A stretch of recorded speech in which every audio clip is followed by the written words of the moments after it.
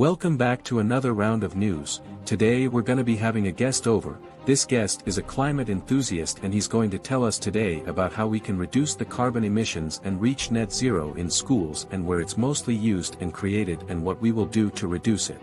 What are the main emission sources at our school? There is an air conditioning unit in every classroom at my school. These 25 units draw more electricity and produce more emissions than any other kind of device at my school. Why are these a problem?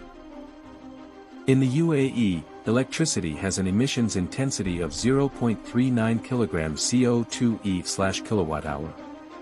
This means that every time we use electricity, we generate greenhouse gas emissions. Which means the more power you use, the more emissions you can create.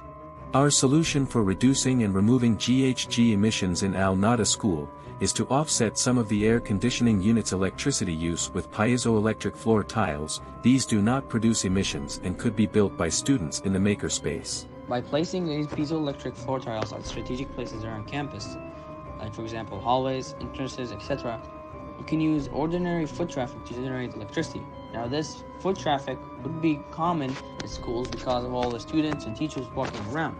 Now by generating our own electricity using normal foot traffic through the school, we can reduce the amount of grid power and we can use this to reduce GHG emissions in our school. Now, how do these piezoelectric floor tiles work? Now, the following is the working principle of the piezoelectric tiles. When the pressure is applied to the tile surface, it moves downwards. Piezo material comes into contact with the projections on the tile surface inside the piezo material, and the force applied produces stresses, which will generate electricity. Then, these wireless transmitters placed in these tiles will absorb this energy and then transfer it to wherever this energy wants to be transferred. This is the video ending. Thanks for listening and we hope you liked our idea.